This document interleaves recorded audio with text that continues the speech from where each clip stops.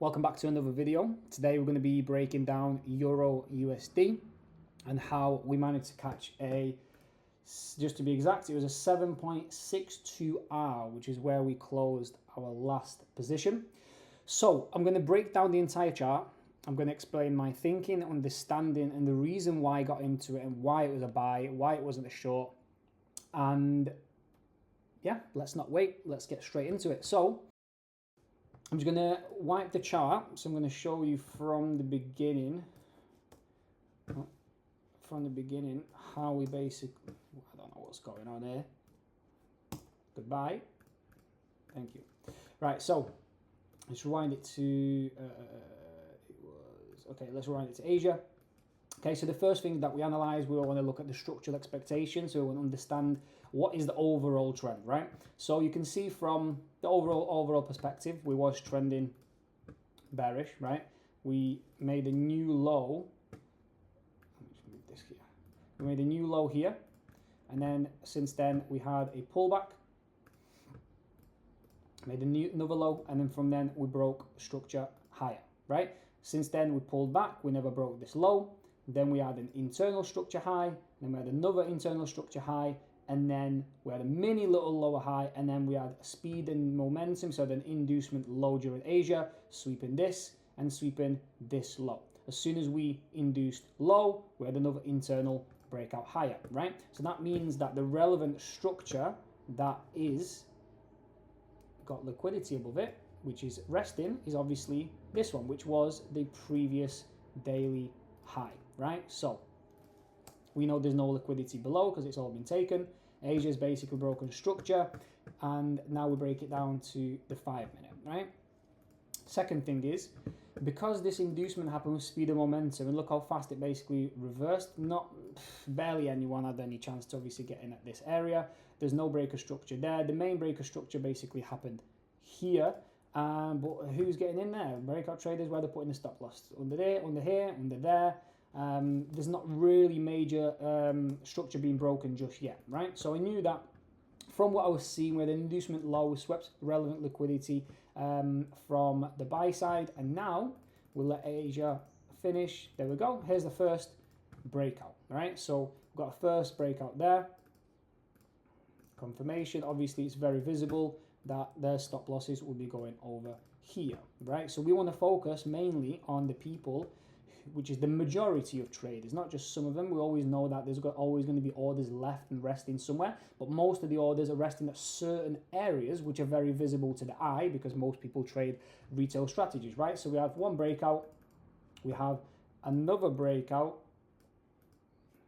They may or may not be putting their stop losses there, but we know that that's the main, right? So price then pushes up with speed and momentum, and then it has a pretty significant reaction. I don't know how many pips that is.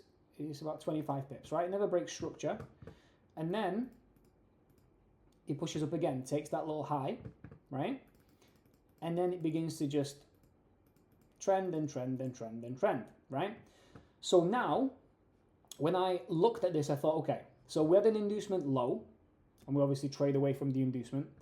We had no liquidity left buy side. We pushed higher. We started to build liquidity as we came out of Asia into Frankfurt. London pulled back, had another breakout. We look left, right? Look left here, right? What's price reacting to? Nothing. The significant structure is previous daily high. We know that's obviously significant structure because we had a breaker structure there, and then we had another breaker structure.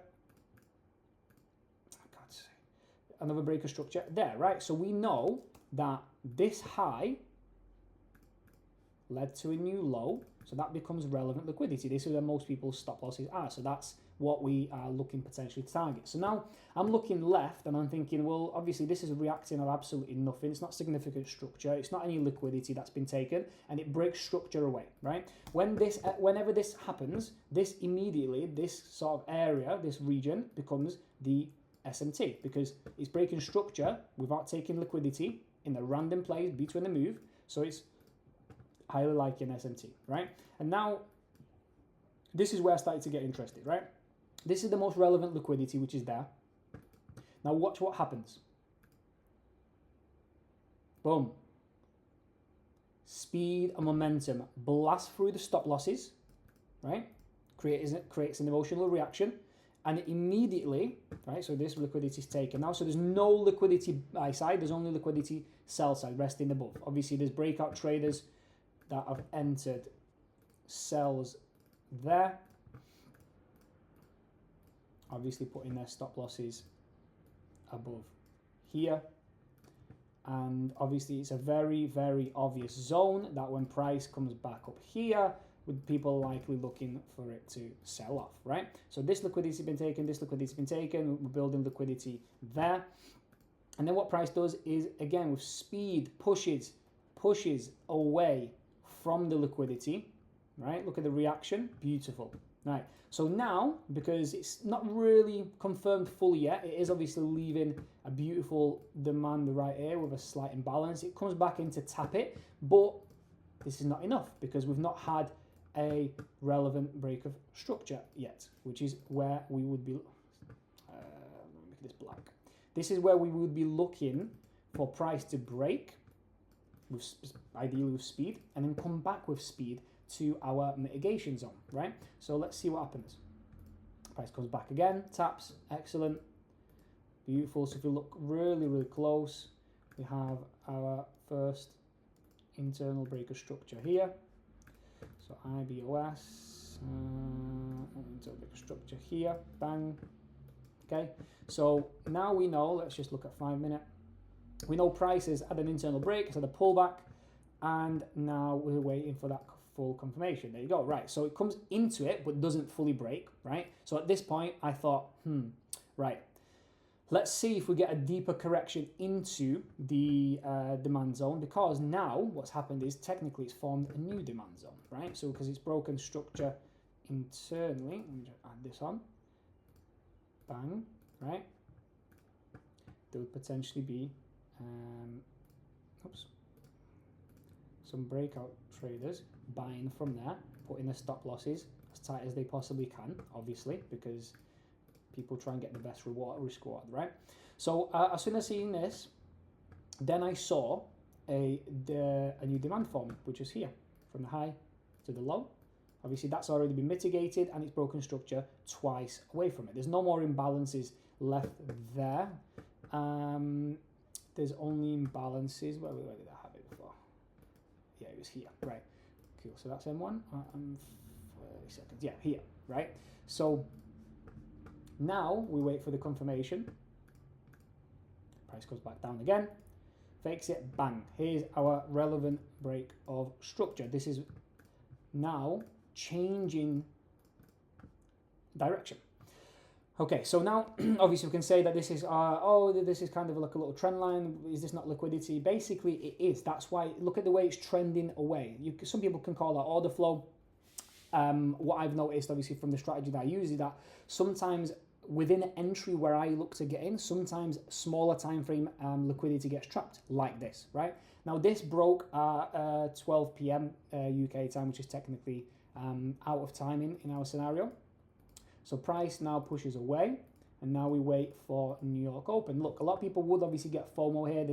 They'd enter breakouts there, put the stop losses maybe somewhere here, and then they basically get wrecked, right?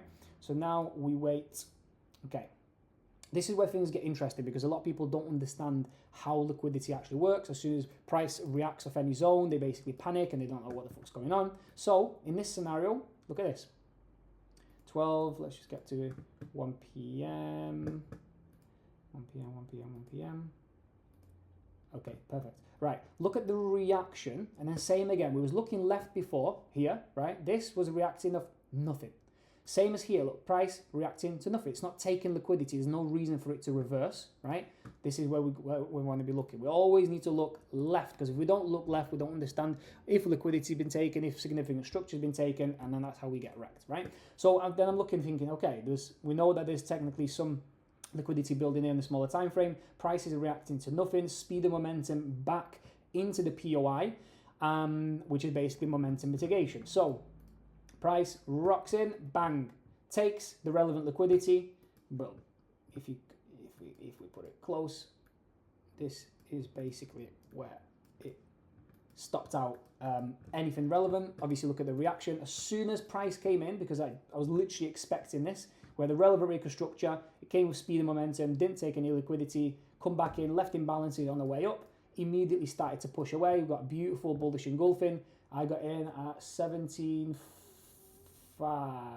there. 17.5, stop was literally, it was at 12 actually. I think it was, I put it at the daily open just to be safe. But when I put it to the top here, it was basically 1 to 10. So it's in and around the area. You can see on the screen anyway that I got in at 13.75. And as soon as price started to pull away, I wasn't expecting price to come back down again. I literally minimized my stop loss to like 2 pips and then let the market run, right? So when I actually got in, I got in on the 32nd, which was basically here. So as soon as I saw price stopping, pushing away, there's that beautiful bullish engulfing. Then we've got another one, and that's basically the way the cookie crumbled. So I got in a kind of prematurely there, but that's literally because of experience. I've seen this play out 150 million thousand times. And then as soon as we got that momentum, multiple vector candles pushing away, then we knew it was kind of in the money. And then price, look, just speed and momentum, bang, away from the entry, basically no drawdown whatsoever. So the first take profit was at the SMT, obviously because I knew it would react.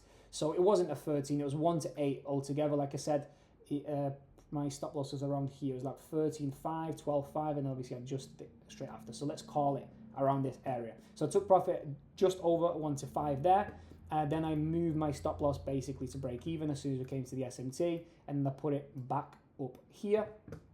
And then, so I took out, so I had 5% running, I took off 4%, I had 1% running, and then what happened was we started to react, obviously, because it's an SMT. Again, look, pushing away with speed and momentum.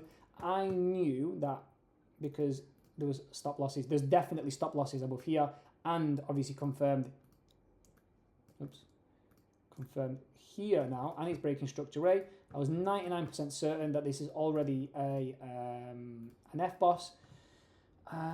It's for as a trap to get more sellers into the market, and look what happens. Let's put it back to 5 minute. There's the new demand zone. This is just order flow. Bang! Look at that last demand candle. Boom! Perfect. Again, speed and momentum blasts off immediately, and then we let price. Yeah, it looks a bit messy now when I put it onto 1 minute. So we'll let price run once again. Okay, blast through the stop losses as a fake reaction, gives them another opportunity to enter. They get slammed, and then price blast through. And this is basically where I took my take profit. It was like 50. You can see on the screen, it's 53.5. I think it was a 52.5, whatever it was. So the total was 52.5. Sorry, 52.5, and then my original stop loss was around this area here. So it's just shy of 1 to 8 altogether, 5% profit from the day on the prop firm account. So I hope I explained that clearly. I've been in that boat myself where I was analysing the charts and I literally was looking at it thinking, I actually don't have an idea if it's going to go up or down. Now, I have a much better idea. Obviously, it's not guaranteed what's going to happen next, but we simply go off liquidity. Before, I would literally go off magical trend lines, right? I would literally draw, that. I'd be like, oh, it's a third type of trend line, I'm going to buy, and then I would get wrecked, right? So, an example, what price does.